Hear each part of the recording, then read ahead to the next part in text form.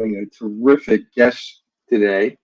As we have many guests on this show week after week who are in the world of jazz and R&B and jazz crossover.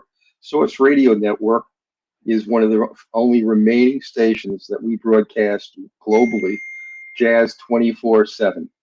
Now, anything that has to do with jazz, like I said, jazz reggae, jazz hip hop, jazz gospel, jazz R&B, jazz rock, we're there playing that music for you. So we've had wonderful guests on our show. I mean, wonderful artists, and we're going to continue that tonight with another very special guest. Last week, as you may know, for those of you that watched last week, we had on our show Dion Parson, who is a drummer, and he has a 21st Century band, and he plays in Lincoln Center, and he's an instrumentalist. And today I'm going to have an instrumentalist who's a songwriter also, and somebody who you're going to find, has had a fascinating career and a major impact on music as it developed in the past 25, 30 years. So without any further ado, let me bring on our special guest for tonight, the wonderful Bill Mcgee. Bill, how are you? Hey, Mel, how are you, man?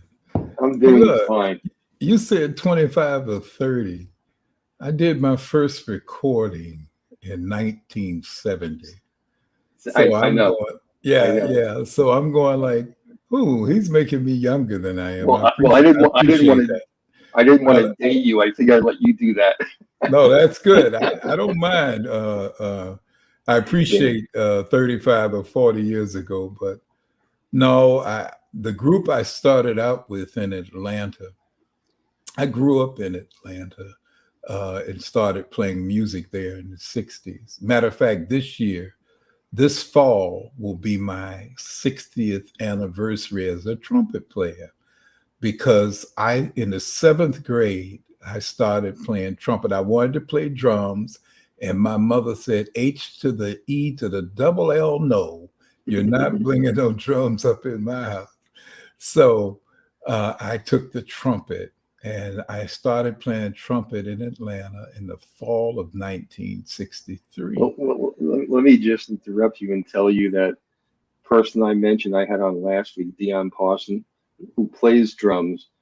When his mother was going to register him in school, she took him to the band director and said, I want you to give him an instrument, anything but the drums. Yes.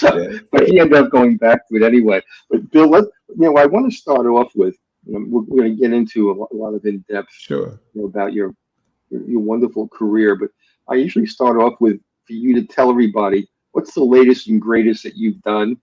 Anything in the works? Any performances coming up? Any new releases? So why don't you tell everybody what's going on with you right now? All right, thank you. Well, the new release that we have coming out September the 11th is my version of Flight Time, which is Donald Byrd's hit from 50 years ago. And it's a fantastic record. It features Najee and Toney of The Blackbyrds. It features my trumpet player friend, Browne. It features bass player Christian de Mesones, and it features a fabulous guitar player named Freddie Fox, who is married to Evelyn Champagne King, one of my little sisters. So Flight Time will be coming out in September, and we're going to commemorate Donald Byrd this year. Because Donald Byrd did so many things in the music industry that I don't think he gets credit for. We're also commemorating Larry Mizell, who wrote and produced Flight Time. And Larry's still alive, and we're going to honor and do things on behalf of him. He has given me a big pat on the back saying that I did a great job with his song. And to me, that's probably one of the greatest joys, to have someone who wrote a song 50 years ago tell you that your version is excellent. Oh man, you can't beat that. You can't. Okay, why don't you tell people briefly about your label of the 804? 804 Jazz. Yeah, I started that label when I actually started a label.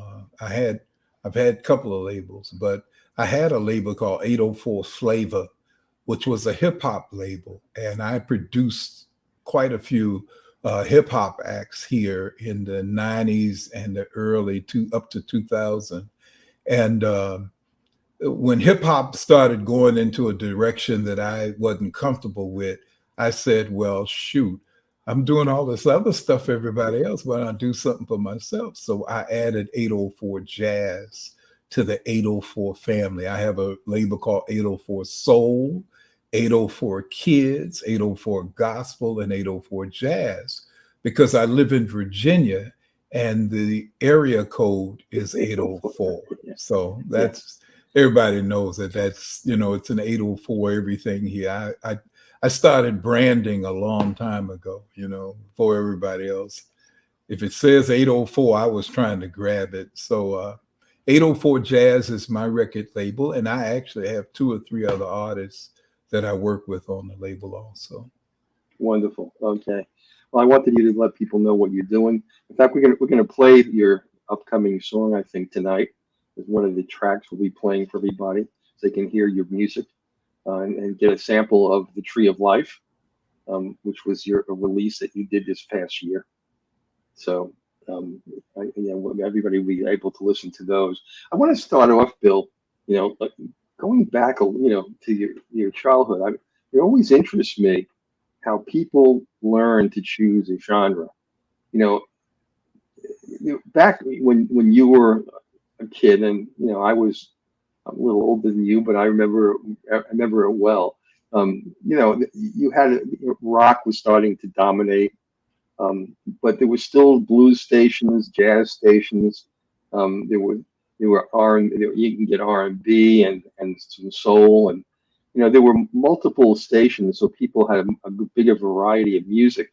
So what's interesting to me is where you grew up and how you first got interested in music and how ultimately you became a jazz and jazz hip hop artist. So let's start out talking about, I know that in your early years, there were people that were immediate influences: Diana Washington, Andre Previn, Nat King Cole, Johnny Mathis. But in your house, from what I understand, there was no straight ahead jazz. You really didn't have a jazz family background. Am I right? Oh, no. My mother and her sisters, when I was growing up, pretty much played vocal jazz. Right.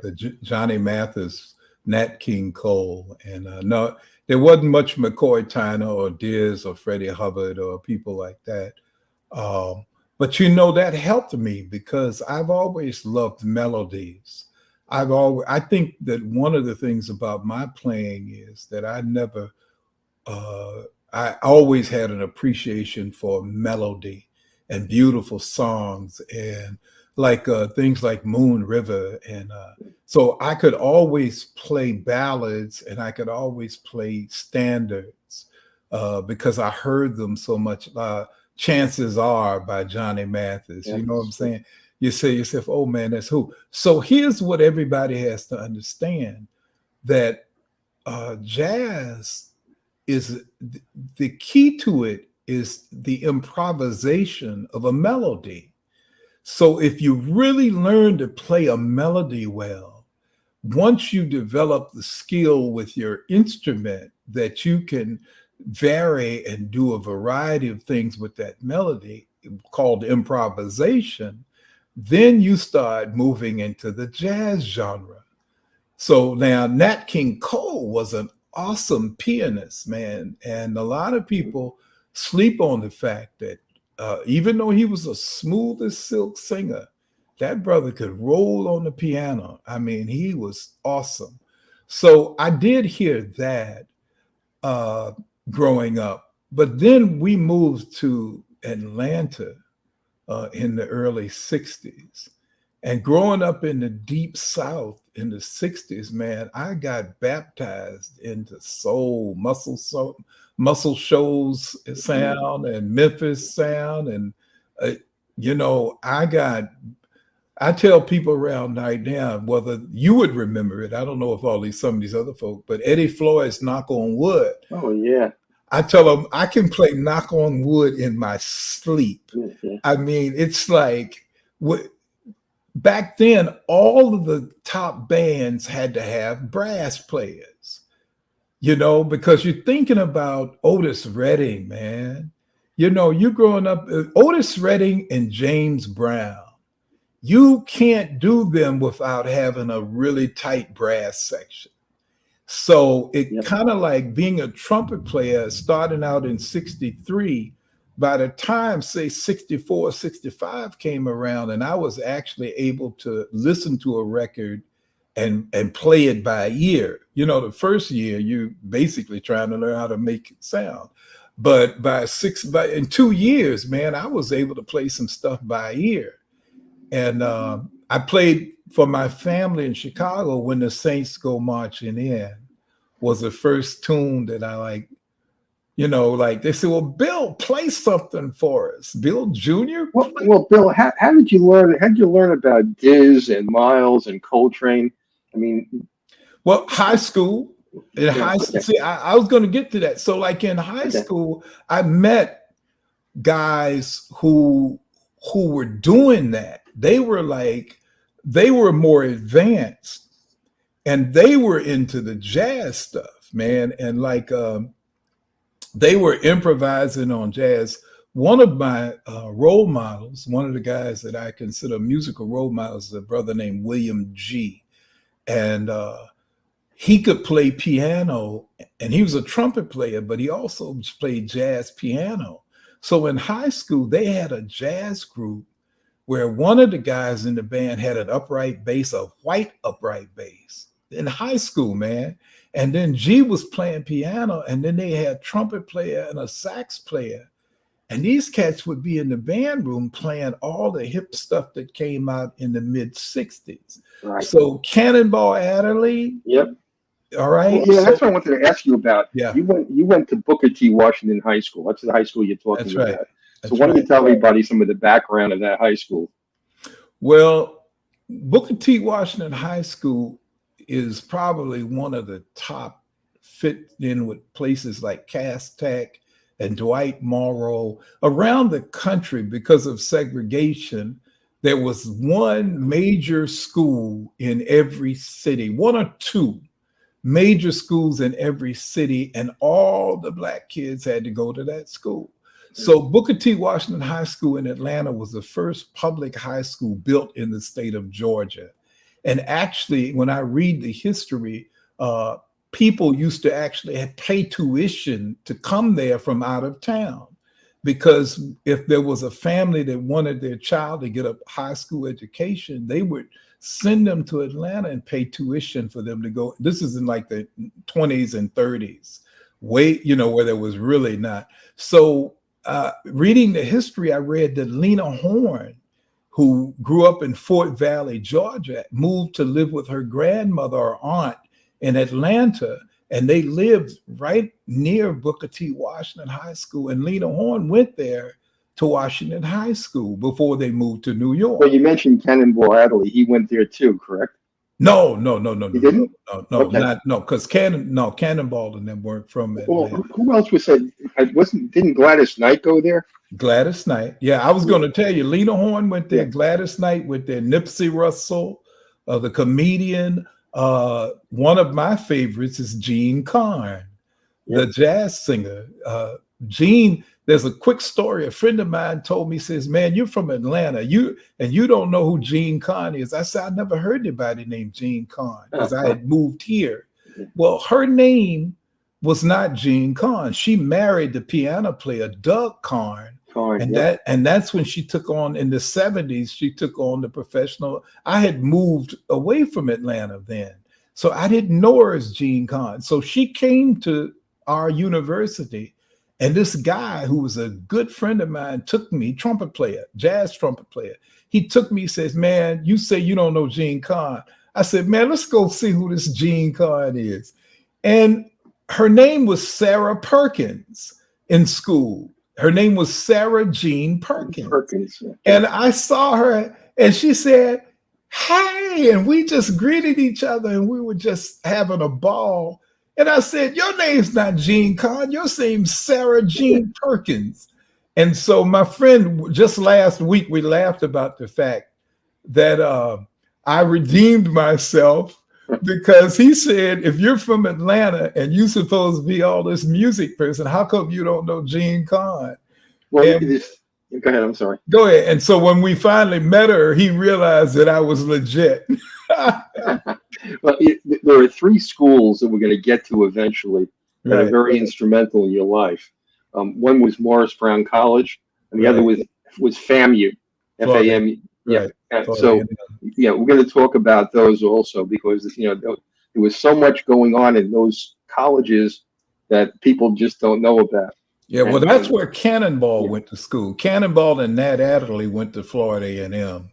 Okay, And there you go. what happened was, as I just as you and I were talking about bands and brass bands, my band director at Washington High School was a graduate of Florida A&M, and so he'd take us down there for homecoming, and because they'd have a homecoming parade, and all the high school bands would march and parade, and we'd get to go to the game.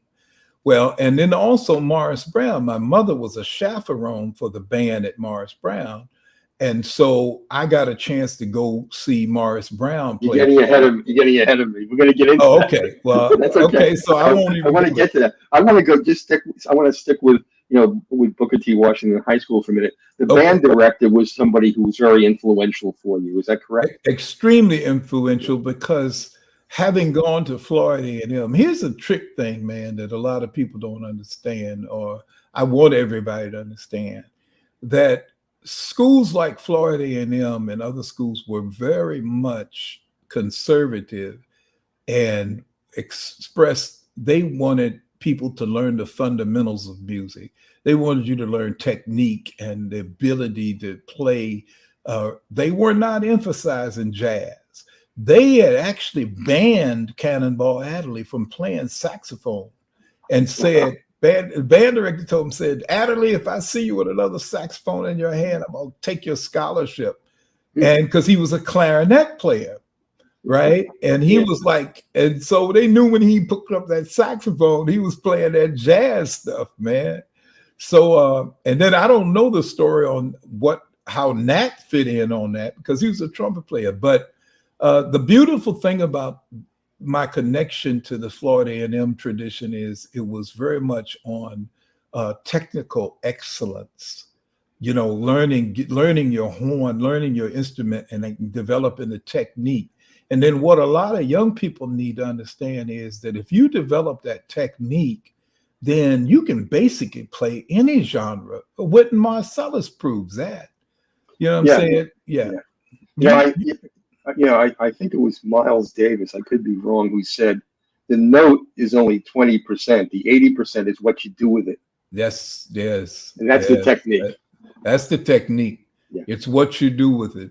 A guy once asked me, says, man, how do you even play like that? And it wasn't anything that I was playing. It was the way I was playing.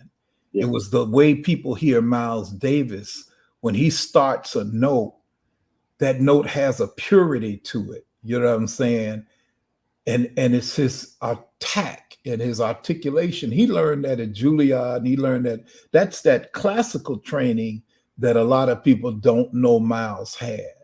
That when he came to New York, he was a jazz player, but he was studying music, classical music. Nobody ever talks about the fact that Miles had, and a lot of us learned that we learned classical technique to be able to play like Clifford Browne. Yeah. When you think of Marcus Belgrave and Clifford Browne and cats who Clifford Browne had flawless technique. Yeah. Flawless. It reminds me, it's Stevie Wonder playing harmonica. He learned how to bend a note. So it's not just playing the note, but he learned how to bend notes. And he studied that to be able to have a particular style that, was unique. And, and that's I think what you're getting at. What makes somebody is not the fact that they they can read or play the notes. It's the technique they learn, It's technique. of That's what the right. notes mean to them, and it's Right. very idiosyncratic. You know, Yeah. I had Jeff Bradshaw on, you know, who's a trombonist. I know Jeff. I Yeah, love Jeff. yeah, Mhm. Jeff's wonderful. And Jeff told me his father taught him to play words on the trombone. Mhm. And so so when he plays like no one else really, because he Yeah. doesn't hear the music the way other trombonists hear it. You know, he's focused on lyrics, and so you know, Well, again, Jeff go has a tradition of trombone that comes out of the gospel church. that's Uh, right. and that church, the particular house of prayer is what they call them. And these are house of prayer trombonists that are basically singing trombonists. That's right. They, That's right. so when you hear somebody, we always hear a guy, and when he starts singing on the trombone, we automatically know he came out of the house The of prayer. church. Yeah, there you Yep. go. Yeah. Because these guys, man, they have a church. Somebody asked me the other day, I saw a video, man. It was like 7 trombones and 2 or 3 baritones and a tuba. And they were just like a choir, man, just singing, you know. You know, sometimes things happen, Bill, that are serendipitous, and you had one of these serendipitous moments, in my estimation, when you were 17 years old, and you had left high school, and you met a guy named Roy Lee Johnson. Yeah. So why don't you tell everybody about that and who he was and what he did? Okay, so see, you're skipping over my bio there. So you're finding things that most people don't know. So Yeah. we didn't get to the Morris Brown, but I'll jump to that No, part. we're going to get to Morris Brown. Okay, Yeah, okay. we'll get to that. So, but after I finished high school, I started playing with an R&B band. The band's called Curtis Smith and the Counts. It was one of my first real gigs where you got paid every night, and I was young, man. I had to be like 17, 18 years old, maybe 17. And so we were sitting there, and Roy Lee Johnson and Curtis were like colleagues. They were these R&B cats from Georgia who had some success, but they hadn't really blown up yet. So Roy Lee actually was a guitar blues singer who the Beatles had recorded one of his tunes, right? So Roy Lee, so Roy Lee, the Beatles covered one of his songs, man. And I'm going like, this is crazy, man, to meet somebody that the Beatles recorded his song. And but the story went on from there is that Gorgeous George, who eventually everybody knows as the MC for the Isley Brothers, if they're old as you and I, Gorgeous George had a band. And if you know the connection between Ernie Isley, the Isley Brothers, and this other gentleman that Roy Lee told me about, Roy Lee said that he was sitting there listening to this guitar in Gorgeous George's band warm up. And instead of the guy doing the A, E, D, G, and B tuning octave things that all the guitars do, he started winding his, and they were going like, "What the hell is he doing?" Right? And what's the dude's name? And the dude said Jimi Hendrix. I know. Said, really? Jimi Hendrix played with Gorgeous George. Well, then you connect the fact that Ernie Isley learned to play guitar from Jimi Hendrix.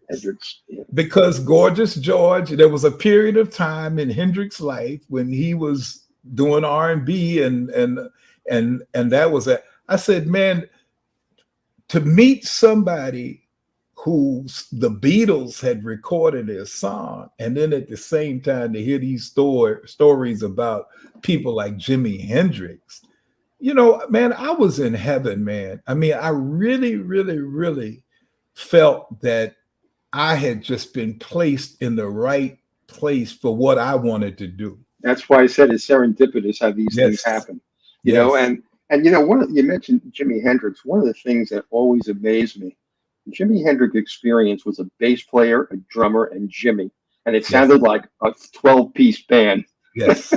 Yes. It was like a wall. I don't know how they did it, but it never So, sounded like a three-piece. so let me reflect on that, because a lot of people don't understand it. So I'm going to tie in what I was just talking about. So Yeah. I grew up playing all this R&B soul stuff.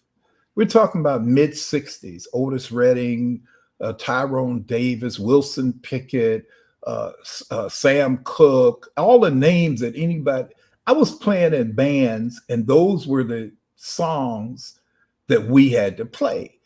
Straight ahead jazz had started going somewhere else at the time.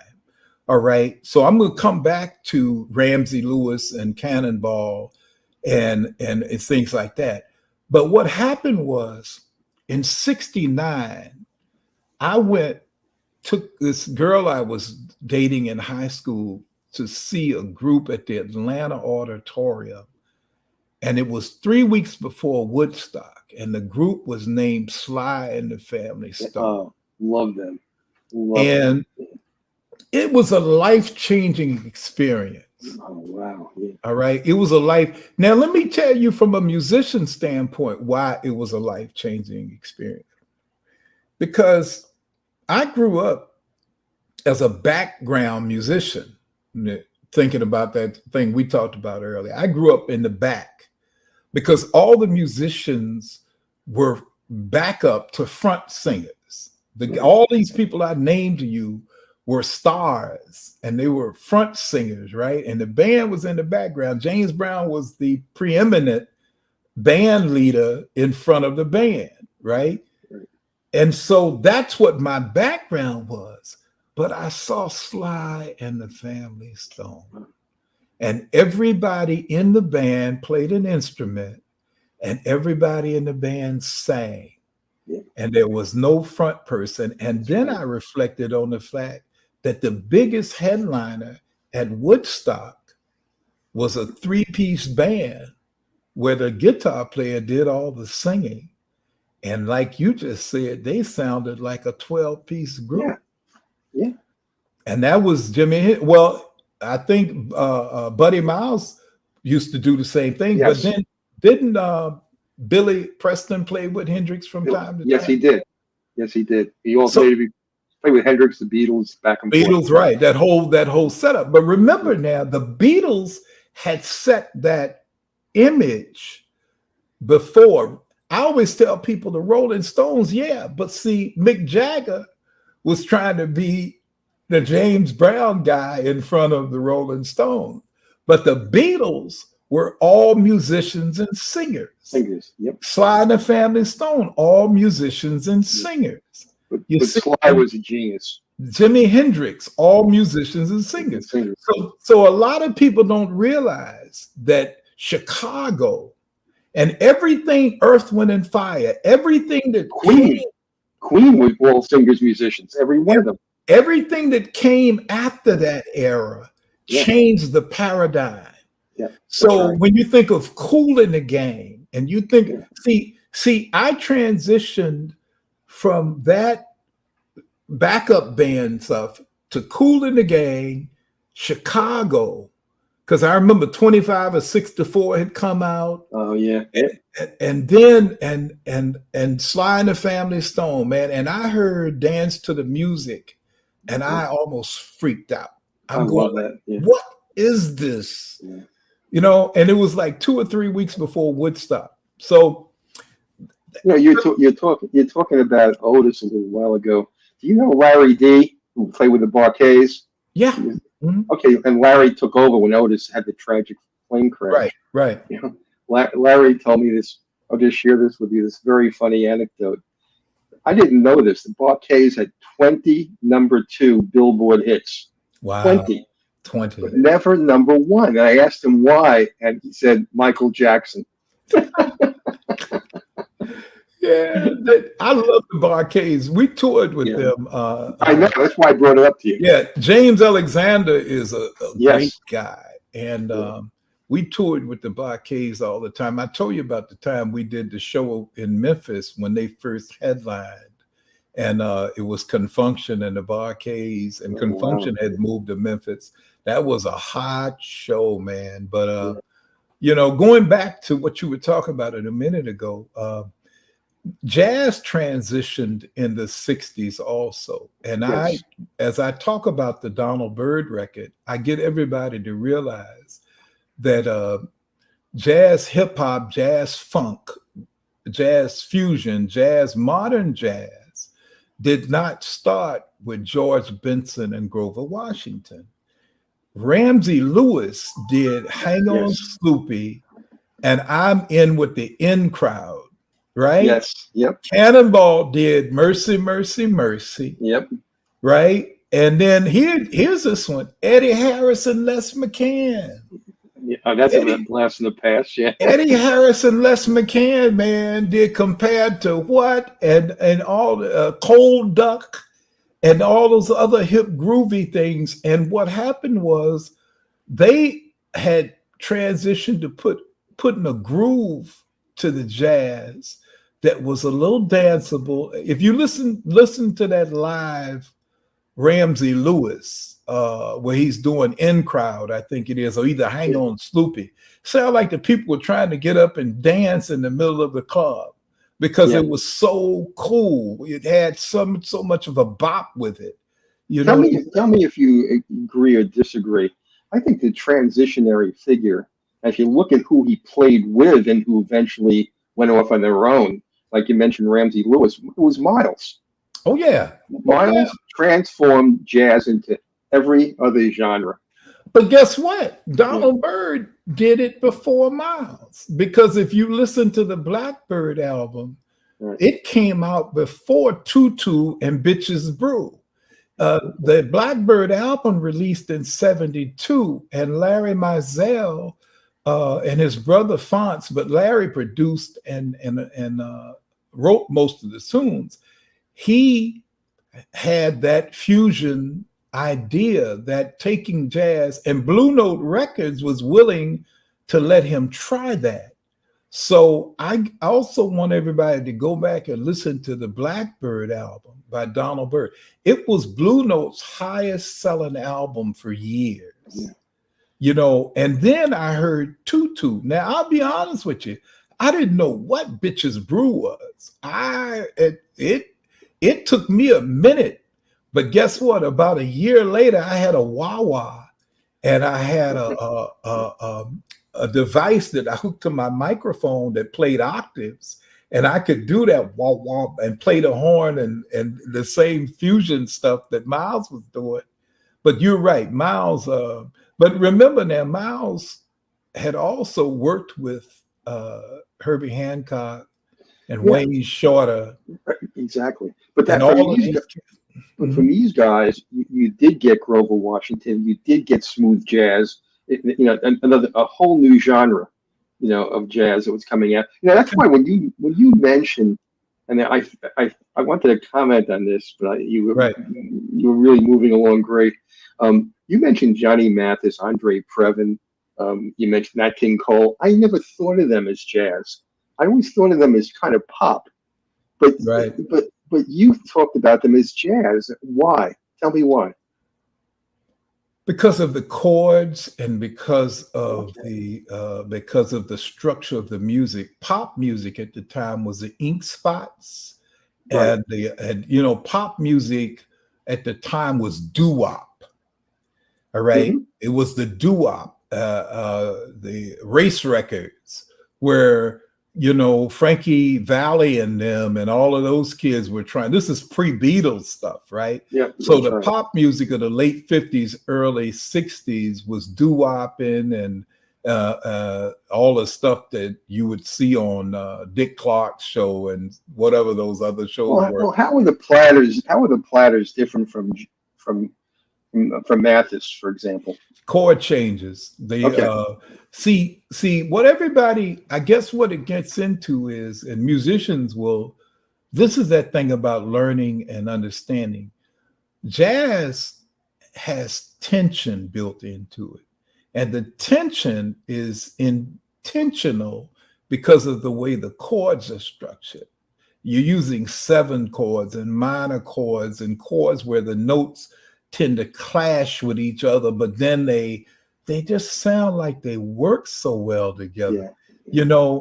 and see what everybody maybe not. When you get deeper into jazz, you start talking about rhythmic tension and harmonic tension, that I can hit a chord, blam, and that chord just has an edge to it, right? Well, the other guys, they didn't do any edgy chords. That music didn't have that edge, but some of that other stuff that we were talking about, you talking about Nat King Cole, even if they're playing a standard, the standard jazz chords are voiced differently. Okay. You know what I'm saying? Even if you listen to something like Somewhere Over the Rainbow, or you listen to some of those tunes that Leonard Bernstein, just all those guys at the time, coming out of Duke Ellington, Count Basie, big Count band. Basie, You're talking about taking big band stuff and condensing it down, but you still had that edge. You still had that chord thing, so that's the difference between pop, even coming through some of the R&B stuff. The stuff had more rhythmic tension than it did harmonic tension. See, to me, I use the word complexity. It was more complex. The tonality was more complex. Tonality, yes. Yeah. So look, we can go on with this forever. Let's talk about Morris Browne College and how you got in there. That's a pivotal place in your history. Well, see, Morris Browne was like 5, 6, 7 blocks away from Washington High. In Atlanta, we were very fortunate. Atlanta had more historically Black colleges than any city in the United States. That's how my mother ended up working there. She worked at Lincoln University first, and then she got a call that she could come to Atlanta and be department chair, or she got a promotion when we moved from Jefferson City to Atlanta, and she taught at Morris Browne College. So I grew up on the college campus, and there was an elementary school nearby that all the college students' children went to, all the college professor children went to, and it just so happens that Martin Luther King's children, Yolanda and Martin III, went to that same school. So I was right there. I got a chance to see Mrs. King and attend church at Dr. King's church, but all because we had moved to Atlanta, we were living on Morris Browne's campus. But Morris Browne would go and see, Gene Carn left Washington High School and came to Morris Browne to sing in the choir. I got a chance to meet Duke Pearson, the pianist, and it's so ironic that later on I decided to record Cristo Redentor, which is a modern jazz gospel tune played by Donald Byrd and recorded by Duke Pearson. And that was all because I had met Duke at Morris Browne. The guys, when I got to Morris Browne, I was fairly hotshot trumpet player. So the upperclassmen invited me to join a group, and we started a group called Heliphernalia together. And we eventually signed with Ray Charles, had a boutique label called Tangerine. And so in 1970, I guess it was around 70, our group signed with Ray Charles, Tangerine Records, and we put out 2 singles. Well, that group, I'll jump to the future. That group ended up being the funk band Brick. I love Brick. Yeah. And remember, so here's the thing. Remember their big hit was Daz Daz Disco Jazz. Yeah.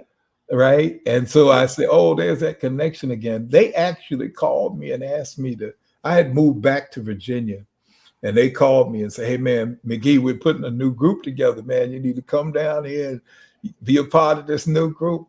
And I said, no, I'm staying. Atlanta, I'll tell you, and I'll tell anybody who's listening, Atlanta was a mecca. A lot of people don't understand this, but we grew up during Vietnam. And so Atlanta was a mecca for anybody who was not going, what we call now draft dodgers. Atlanta was a mecca for draft dodgers in the South. So if you we're not going to sign up for your selective service. And you know, you lived in a small town in Alabama, Mississippi, Tennessee, North Carolina, anywhere, Florida. You just grew your hair long and moved to went to Atlanta. Atlanta. Moved to Atlanta. And so we had a big hippie community there that was right near Georgia Tech. And the Allman Brothers used to be there all the time. Before all that Athens rock music started, it was in Atlanta first, and during the Vietnam. So Atlanta had all of the vices that you could have found in Greenwich Village. As a matter of fact, downtown Atlanta near Georgia Tech reminded people a lot of what the village was like. Water beds and bongs and all kind of shops and stuff, right? And so I tell people Atlanta loved me a little too much. I loved Atlanta, and I loved Atlanta too much back. And I thought that if I was going to survive and make it to this interview with Mel, that I might want to get out of Dodge. So in the Christmas holiday of 1972, I called my grandparents and asked them, could I come to Virginia and finish college? Because I had dropped out of school 3 or 4 times trying to gig, right? And they said, sure, come on back to Virginia. So I left Atlanta because Atlanta loved me too much and there was too many distractions. Well, tell me the connection between Morris Browne and Florida A&M. Well, that the connection, we briefly talked about the fact that they met in these marching band contests and stuff. And so in the mid 60s, early 60s, Morris Browne would go down to play against Florida A&M in a football contest. And the bands would do this battle of the bands thing that everybody's doing now. And I remember in 65 or 66, Morris Browne went down and did a show that was mostly a lot of all kind of music, but everybody played a James Brown song, right? And Florida A&M did this James Brown song. And I remember all of the musicians are dancing and playing their instruments at the same time. And then I saw the drum majors hit the split like James Brown and jump back up. And I just said to myself, see, that's what I want to do. It was so exciting to see musicians, and I had only been playing about 3 years, but it was so exciting to see these musicians having so much fun. That's the thing is it wasn't standing up on stage, smoking a cigarette and talking, drinking about, man, these cats were out there having fun. So transition that to seeing Sly and the Family Stones. That's what I was just going to say. Sly, yeah. Yeah, I was bit. You know, the music industry had me and it hasn't let me go. And that's been 60 something years, man. I want to get to some of your music, and I want to get to, the Tree of Life and play the title track from that. Okay. So why don't you just tell people, just to digress a little bit, why don't you tell people about the Tree of Life briefly and about the lead track? Okay, so the Tree of Life is the title track, and it came about because I lost 2 dear friends last year. One of the guys, Larry D. Jones, played on a lot of my music, and I produced his music way back in the 80s. And he and I were very good friends. I call him my BFF. His wife and my wife were good friends, and his wife ended up with pancreatic cancer, and she passed away. And he was so heartbroken. They had been together for 50 years. And it's one of those classic stories where you hear about a husband and wife passing very close. And, he didn't make it 6 months after she passed. Well, his nephew is a very talented singer. And I did the eulogy for Larry's funeral, and the nephew sang. And I told him after the funeral, I said, you and I have to do something together to honor your uncle and your aunt. And his name is Jay Baxter. And Jay came over. He called me up. He says, I got an idea for a song. And he came over, and the song was called The Tree of Life. And he said, the words that were so, he says, I promise you, spring is coming, and with it, brand new leaves. And that's why you see on the shirt the tree and the leaves going, and that's the tree of life. And this is such a beautiful song, but it's not sad. And let's play it. Let's play it for everybody. Well, let's play it. Yeah.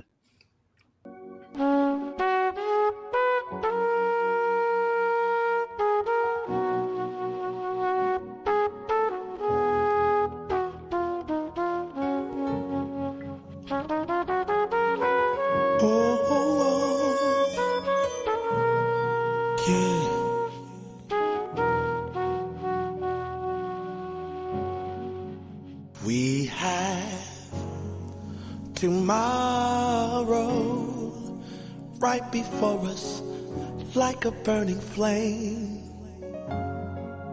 Yesterday night and today's sundown is almost gone.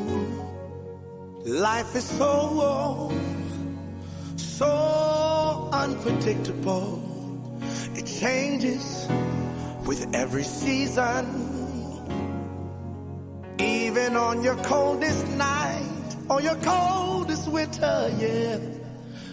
It happens for the best of reasons. Although it feels so eternal, all you do is freeze. I know, I promise, spring is coming, and with it, brand new leaves.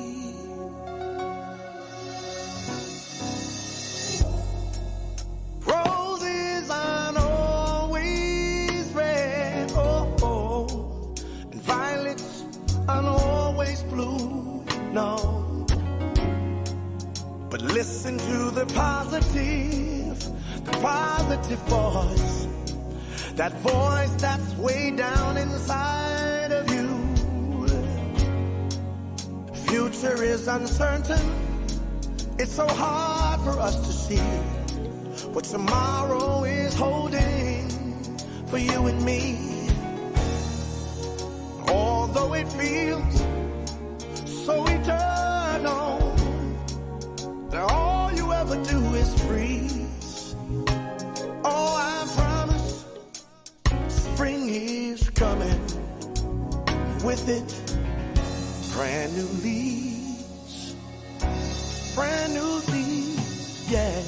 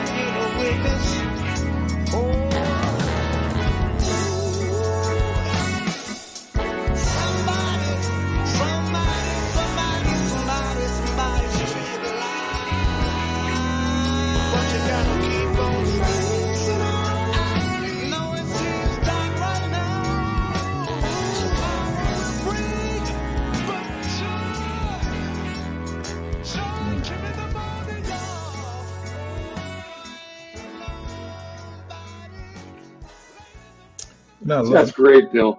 Great I track. love that. Yeah. I love that song, man. You know, it's playing again. Yeah. Let me cut that off. I'm sorry about that.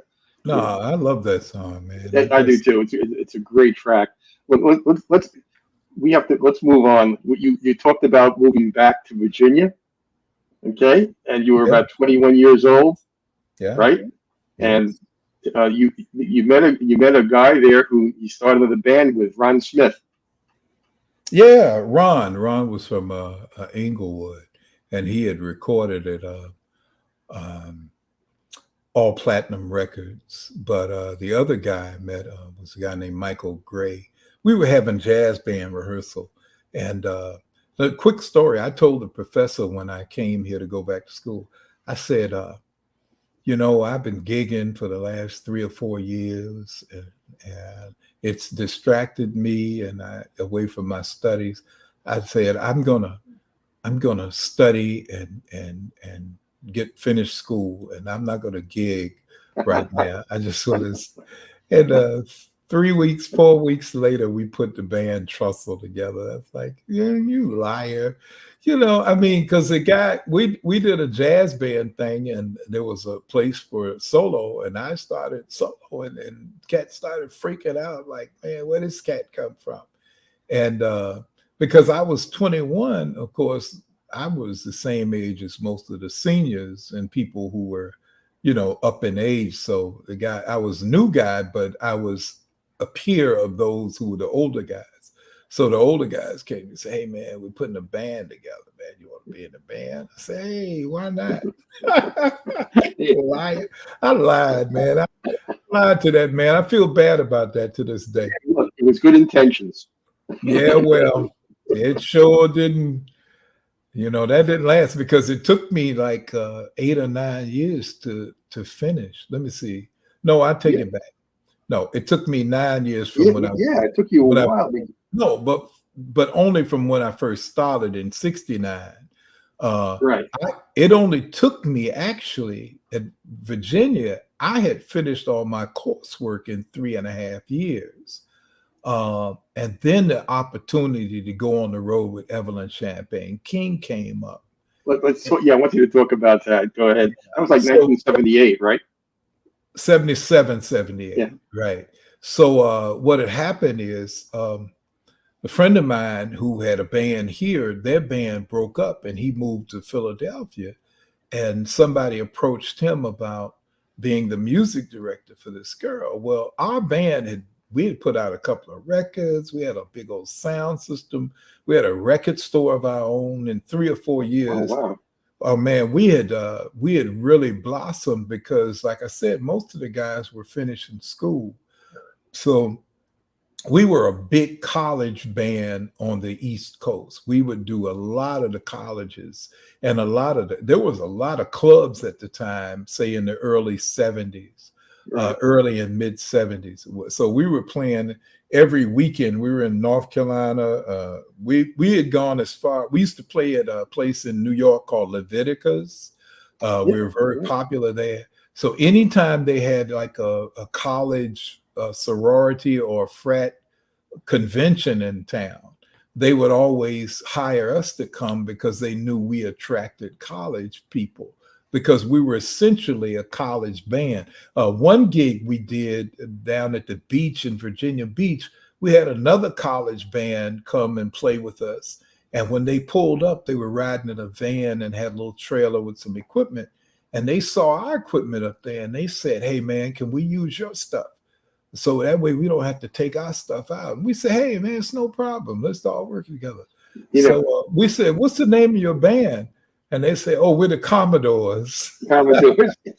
Back then, and you're right about this, the Rascals were a college band. They played at all colleges on Long Island, Southampton, Post University. And that's how so many bands got started playing the college circuit. Yeah, we're a college band. So when he called me up, I said, man, we're like Earth, Wind, and Fire and the Commodores. We're not backing up nobody. I've been through that backup band thing, right? I wasn't doing no backup no more. So I said, but I tell you what, we're right now, we don't have a record out, and the guys are kind of like, okay, what are we gonna do next? I'll put it before the band because it was a democratic organization, and she came down to sing for us. She was 16 or just turned 17, Evelyn Champagne King, and Shame had just come out, and her record had come out, and so we were doing like we knew all the top hits because we were a club band, man. We played a 4-hour gig, man. So that, She was doing disco, right?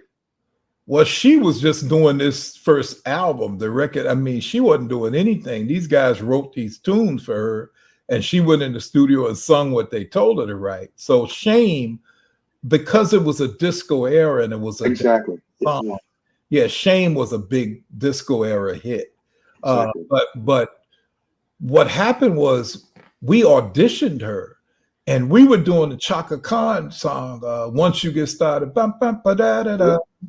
You know, bum, bum, bum, ba, da, da, da. I had a big horn intro, right? And so we said, well, you know the Chaka Khan record, little girl? You know, and she said, yeah, I can sing that. So we cranked it up, man, like we were in a nightclub or something. And this kid opened her mouth, and we almost dropped our instruments, man. We're going like, where in the blue blazes did they find her? Well, she had grown up singing all of these things because her dad was a doo-wop singer. So he was playing Sam Cooke.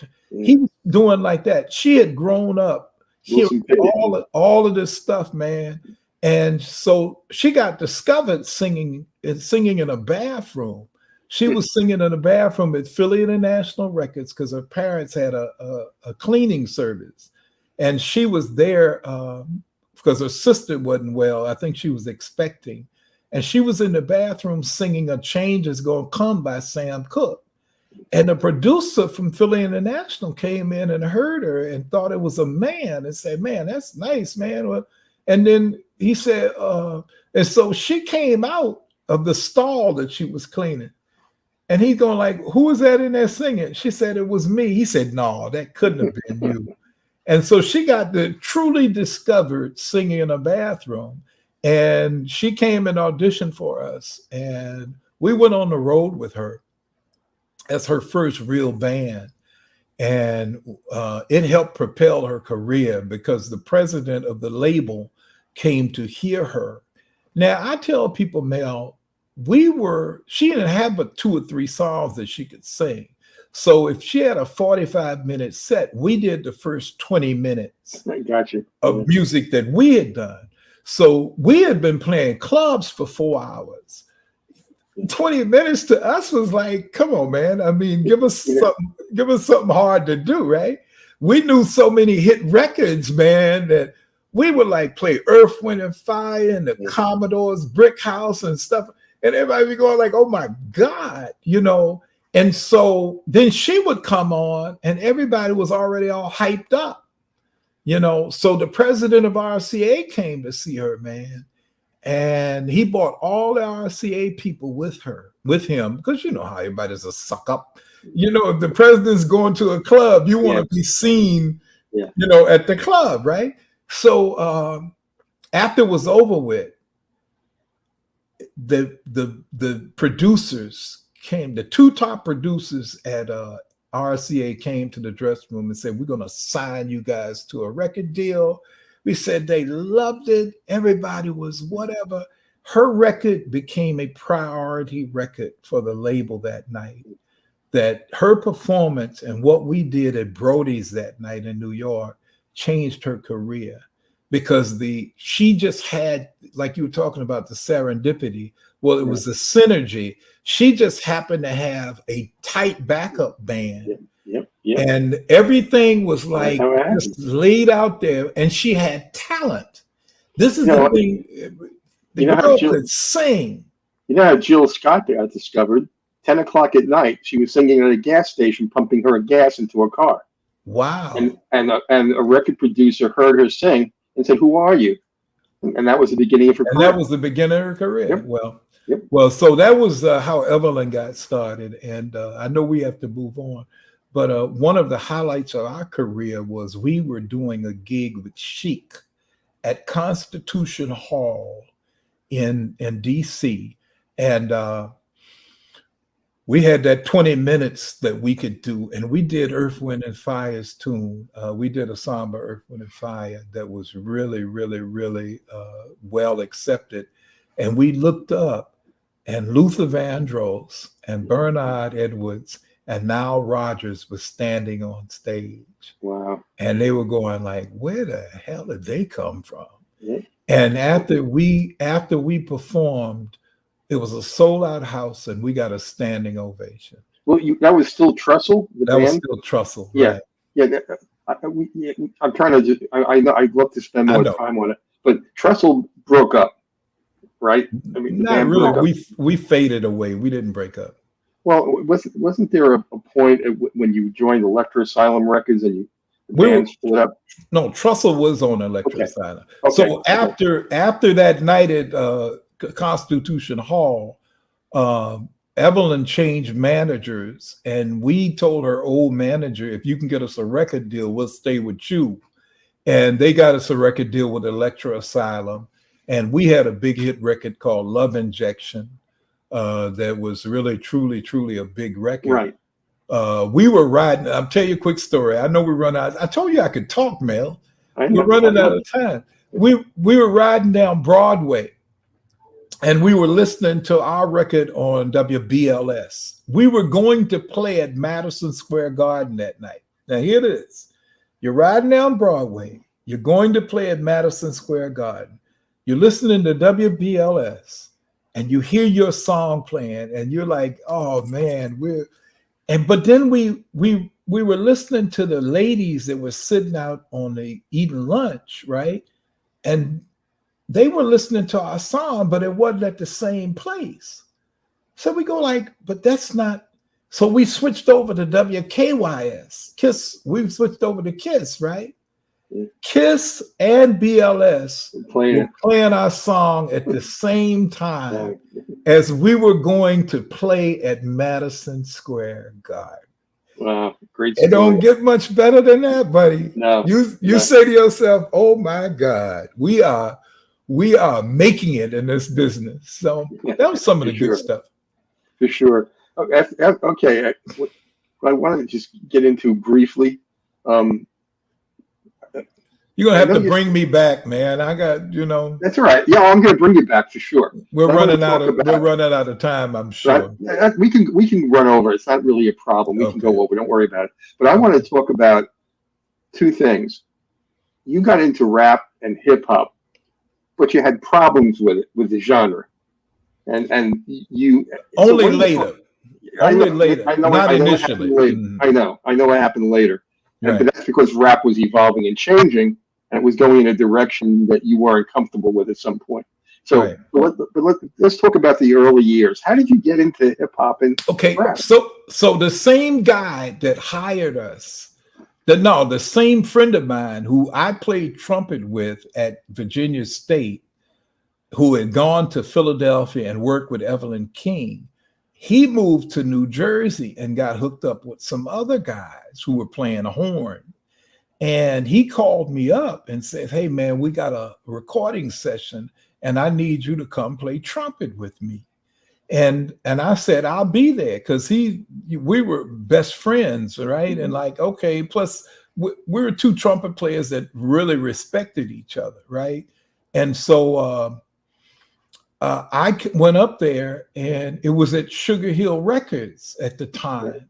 And it was this the record we were recording was for a group from the Bronx, a group from New York called Grandmaster Flash and the Furious Five. Yeah.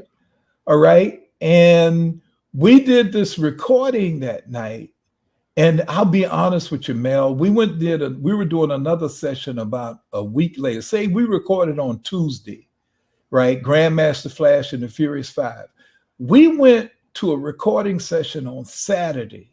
And as we were crossing the street, we heard the record that we recorded on Tuesday on the radio. I'm like, what the hell? How do you turn a record around that fast. But see, Rapper's Delight was so big, the Sugar Hill Gang's first record. Right. And Sugar Hill Records was like the one label because they had connections, distribution connections. All the other smaller rap labels that these groups were with before, they were like local labels. Sugar Hill had already done, they had been all platinum records. So they had Sylvia Robinson had all kind of, so when they turned a rap record around, man, it was on the street within a week. And then we ended up recording, so we recorded Freedom. And then the next one we recorded was, I think, Apache, which is a big rap record now. I mean, every time you turn around at a game or something, they're playing Apache, you know, because it's just one of those classic rap records that everybody plays. And so I got a chance to record on all of the early hits with Sugar Hill, Grandmaster Flash, The Sequence, the West Street Mob. I played on, man, we listened to them the other day, and there were 11 big hits that we played on the early rap era. But look, we were sitting there, and a guy named Reggie Griffin came in with a keyboard. And here's what happens, man. The technology was changing right at that moment. And he had a keyboard that could play multiple horn sounds. Prior to that, like the Mini Moog that Herbie Hancock was using could only play one note at a time. And a lot of people didn't know. So you had the the Chameleon and things like that. But this guy had a synthesizer that played 5 notes at a time. And I heard him playing that thing, man. And I turned to the other guys. I said, "Oh, we're fired now." When you can hire one guy to play some horn parts instead of. How about a DJ? DJs, they have got more bands fired than you can imagine. The DJs put them out of business. And that was the transition because samplers were just being invented and drum machines were. So all the original rap records that we did were all live musicians in 79, 80, 81, 82. But MIDI and all the technology came around 82. And all this technology, the drum machines and everything wiped us out. Sure. But during this period, you also you appeared on tracks with the OJs and also with Angie Stone, right? I mean, Angie was a member of a group on Sugar Hill called The Sequence. So Angie Stone was a member of that group.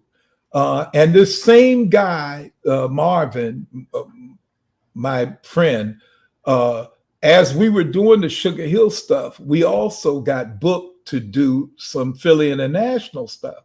And a good story I have is I was in a room working on an arrangement, and McFadden and Whitehead, who did the song that everybody loves, Ain't No Stopping Us Now. McFadden and Whitehead came in the room with Eddie LeVert and Walter Williams of the OJs. And they asked, I heard him ask me, says, "Man, who are these cats, man?" Because we were like new young cats at Philly International, right? They had been doing all that stuff for years. And they hear these young cats. We were still in our 20s, man. And he said, "Well, man, who are these cats?" And I remember McFadden and Whitehead told him, said, "Man, these are those dudes that are doing those rap records up in New Jersey that are like the biggest. These are the cats that are doing the biggest things that are out right now." So that's how we ended up recording with the OJs and some other people, Patti LaBelle, the Stylistics, and all of that. Well, let's play another one of your songs. I want people to hear more of your music, and I want to play "Flight Time" now. Yes. And why don't you tell people briefly about "Flight Time"? Donald Byrd released this tune 50 years ago. And as I said, when we first started, I looked up to Donald Byrd so much, man. He influenced Herbie Hancock. He started the first jazz program at an HBCU at Howard University. And from that came the Blackbyrds. So I reached out to Kevin Toney to play on this because he was the leader of the Blackbyrds. So this song has Najee on flute, Kevin Toney on piano, Tom Browne, trumpet player, funkin' for Jamaica, jazz trumpet player, right, out of New York. Trom's on there. Christian de Mesones and Freddie Fox. And this is my new single, Flight Time. Okay, let's play it now. When people hear this, I love this track.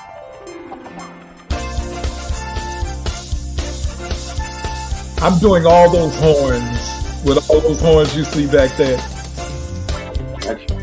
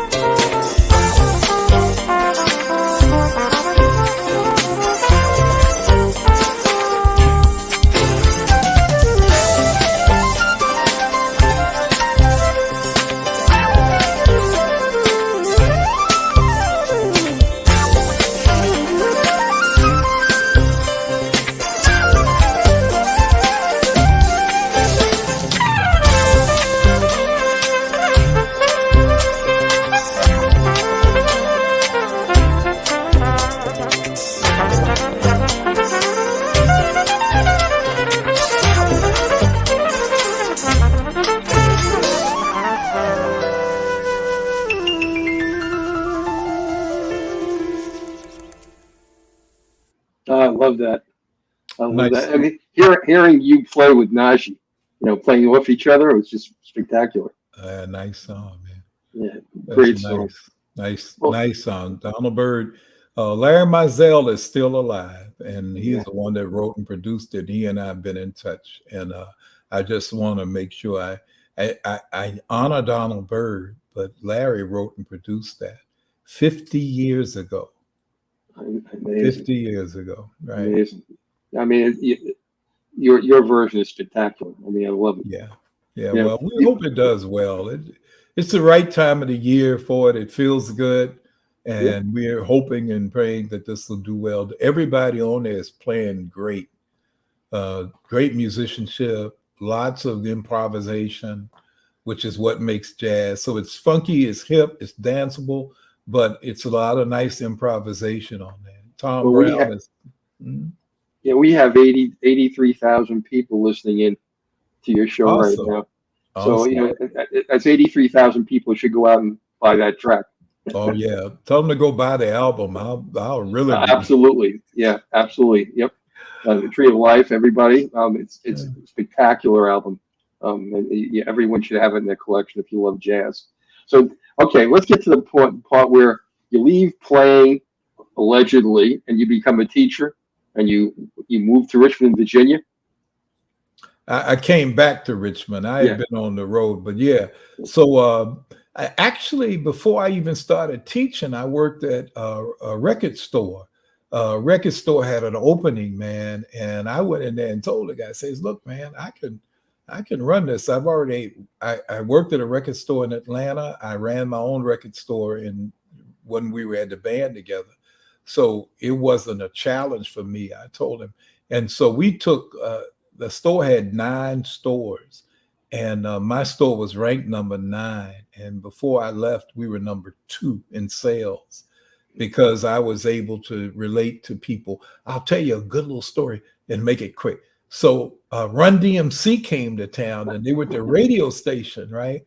Well, I knew the guy at the radio station, guy named Jay Lang, who is Jay. Yeah, so Jay is at Hampton University now so Jay had been at a radio station in Savannah, Georgia, when I was on tour with Evelyn King. And we went to the nightclub where he was DJing back in 78, 77, 78. And that's when I first met Jay.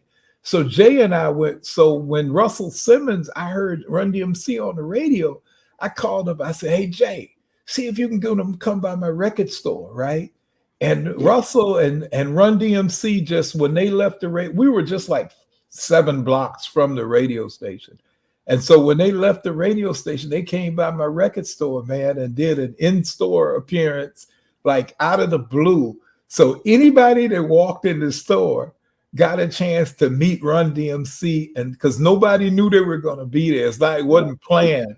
So it's like you walk in a record store and there's Run DMC in there. You go like, "Oh my God."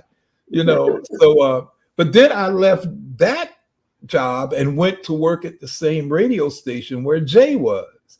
I worked on the AM side, and I worked in sales, and I did spots, and I wrote. So I think what I like to everybody know is, and then I started teaching school after that. It's kind of crazy.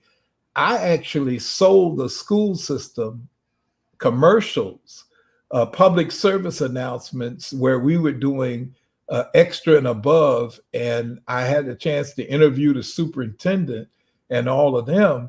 And from that, they gave me a job teaching there at the school system. So, and then I taught for the next 10 years music. And then I went into being a principal. And so I was an administrator for 20 years. Wow, I didn't know that. Yeah, I was an administrator for 20 years. I only taught music for 10, but I was a school administrator for 20. And during that time is when I started producing the hip hop acts, and we did some hits. We worked with Aaliyah, we worked with Missy Elliott. I mentored D'Angelo. D'Angelo too. You also took a gig that was really interesting at Elizabeth City State University, a technology program. Yeah, that actually was between the teaching. When I needed to work on my master's to become a principal. So I took this job at Elizabeth City State because they had a recording studio that was really nice. And the guy who was teaching the recording program left all of a sudden. And so the job came open. And I was into recording technology, of course, at the time. So they gave me the job, and I taught there. I just put a picture online where it's Wyclef Jean from Fugees is in the studio with me there at Elizabeth City. And so, yeah, I taught there for 2 years, and then I taught at Morehouse. I was actually the band director at Morehouse. And then in reality, I wanted to go into school administration because it paid more, number one. And so I left all of that teaching stuff and went into administration. And now I'm teaching again at Virginia State University. I teach music there at Virginia State, when I'm not doing my own recording. So, terrific. One of the things I know you did, and I've heard it and I love it. You did a great remake of Billie Holiday's "Strange Fruit." Yeah, that was that is an interesting tune. Yep. That was one of the artists I produced. He and I were partners in the record label, Danger Mouth, believe it or not. And we did a awesome rap version of "Strange Fruit" that is chilling. Yeah. It's chilling because in the end he says something to the point of, we don't need to hang from the tree when we're killing ourselves now. Yeah. And I think about that every time, man. He was classic. That was on that same album with Simple Clarence, Sample Clearance. Yeah. And what's it called? Word of Mouth? Yeah, Word of Mouth by Danger Mouth. Yeah. Right. Yeah. And actually that album, it's crazy that you pull it up. I was teaching him stuff, man, and just giving him the benefit of my experience. So we went to the record stores and I said, look through the bins. And when we designed the album cover, tell me what you notice about all the albums. So if you're looking back then in the CD stores, so if you're looking through the bin, whether it be albums or whatever, the key that everybody didn't realize is the albums that stuck out were the albums that had the artist's name at the top, right? Because you don't have to guess who it's by. It was exactly right. So you flipping through and you see this. So we designed his album cover with his name at the top and then the name of the album at the bottom. And we had blue. I mean, we psychologically, I said, now what colors are the colors that Pepsi Cola and Coca-Cola and what? So we did the blues, the reds, the oranges. Yeah. We did all the psychological colors that pull you in. And we had the name at the top. A lady who writes this book called How to Make and Sell Your Own Records featured our album cover in her book to say, this is how you design an album cover to sell your own records. I mean, and we said, oh my God, and we didn't solicit it. It just came out the fact that we were in How to Make and Sell Your Own Records. And I thought that was cool. It is. I want to get to more of your music. I want to play Gigi. So why don't you tell everybody a little bit about Gigi, and we'll spin that. Okay, thank you. Gigi is a song that I dedicated to my wife. We have 9 grandchildren. Now, I used to call my wife another affectionate name, but when we started having grandchildren, she decided she wanted to be called Gigi. So after 9 grandchildren, I can't even refer to her by her name. I always have to say, tell Gigi this, or Gigi wants you to do that, or everything is Gigi. So when I talked to my friend Mike Theory about doing a song, I said, Mike, I want this song to be designed. I wanted to have a nice little intro, but it's going to feature me. I'm the only soloist on this song. And it's the one song that I've done on this album where I'm not, because I've got a lot of people that I collaborated with, but I wanted to have a song that only I did. So Gigi, and I said to tell everybody, all you musicians, always dedicate a song to your wife on the album. You know, that way. Yeah, I really wanted to play this song because, again, you solo on this song, and I want to after the song, I want to talk briefly about 2002 when you decided you weren't going to be a sideman anymore, and you decided you wanted to come out front. We'll talk about that after we play Gigi. Now, remember that I'm playing all the horns on this song. I play trombone, flugelhorn, trumpet. I play all. I'm the only horn player on this song. So okay, let's do it. Yep.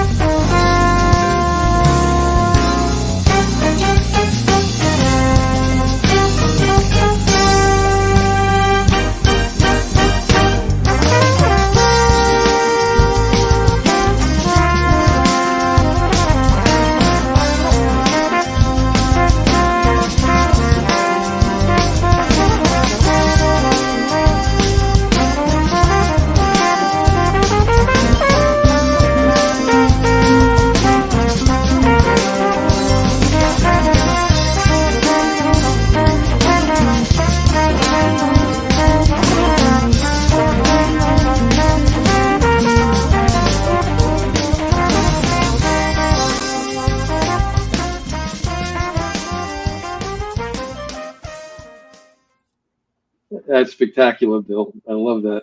Yeah, I like that tune. Yeah, yeah. I mean, and you definitely played a lot of horns on that one. Oh yeah. Hey, look, the drummer on that is a young lady named T.K. Johnson. TK graduated from Berkeley last year, and I've known her since she was like 10 years old and Wow. have been mentoring and advising her since she was like I was her middle school principal. Huh. And she went out, came all the way through school, man, and went and graduated from Berkeley with honors. And she hit the road like a week after she graduated with a guy named Barty Strange. But I was able to get her to come in and play drums, man. And she's another Sheila E. Funky drummer, man. And anybody want to look her up? She's all over social media as T.K. Johnson.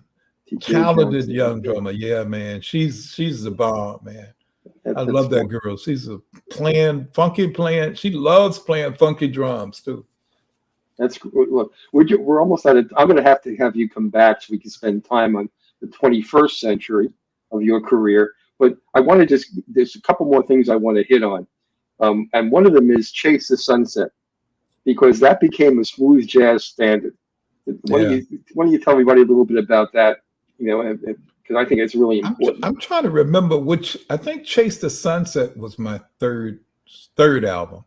The first album. Yeah, it was the third album in 2006. That's right. That's the third time was a charm. Yeah. And it was it's a wonderful album, man. But all of my albums, I love Chase the Sunset, but every album I've grown. I've grown musically like you're supposed to. I listened to my first album and I go, that's This One's For You. And I like that, but I could hear the growth on the Soul Man album. And then I could hear a lot of growth on the Chase the Sunset album. I was really in a chilled mode right then. I was really kind of like everything was cool and laid back. And so somebody asked me, this says, well, your new album is different. And I said, man, I'm a grittier guy because of the social stuff that's gone on the last 8 years, the pandemic, dealing with Donald Trump for 4 years, and just in general. Hopefully just 4 years. Yeah, well, hopefully. Well, just in general, times have changed, and music is supposed to reflect the time. Yes. Right? Music reflects the time. And so therefore, this album is a little funkier, grittier, a little more edgy than, say, Chase the Sunset was. I brought up Chase the Sunset for one reason in my mind. Mm-hmm. You were early in rap and hip hop. Now you create a standard in smooth jazz. And I just want people to know the versatility that you have to be able to move between so many genres of music effectively. And well, remember what I said earlier. Yeah. If you have a good technical background, if you have good technique that you learn from learning how to play music the correct way, if you learn well, if you have a good fundamentals and a foundation, that's why I always relate back to my band director and my upbringing in school, that I had really good fundamentals. Learn to play I tease the guy right now, man. His name's Ernest Williams. He was a senior, I think, when I was in the 9th or 10th grade. He took out the Arbin Method book, which is like the Bible for trumpet players. And he pulled to the hardest page there is to play, that everybody knows it. And he turned to that page and he said, if you all want to get in the big band with the gig guys, you got to learn to play this. And I tease him to this day, right? I said, man, why would you do that to some cats? I mean, I can still struggle through that particular page 60 years later. That was his reason. His reason. Yeah. It's that difficult that he set the standard so high that we started practicing, man. We thought that we really had to be able to play that page. But what he's telling you, Bill, is he's telling you it's hard. and it's the hard that makes it great. That's right. And if you can't do the hard, you're going to be mediocre. That's right. That's But what they he's telling set you. that standard of excellence. And so I always felt that because I had a good fundamental music background, and I tell young people, I relate this to rappers. That's why I really do well when I teach music technology and I teach these kids, you know, and I say, look, man, it's the fundamentals of knowing music that's going to get you through this. Things are going to change, man. I've lived all of these 60 years in the music, and stuff has changed from Otis Redding to what you're hearing now. And I'm going like, really? You know, but the fundamentals are still there. It playing in tune and starting a note on time and ending it on time. And like Miles Davis said, knowing when not to play. That's right. Know when not to play, you know. So I think somebody asked somebody, and I'll get a story real quick. They were saying, well, I don't know if it was Charlie Parker or somebody, whatever. They were saying, well, when do you stop playing? And the guy said, take the horn out your mouth.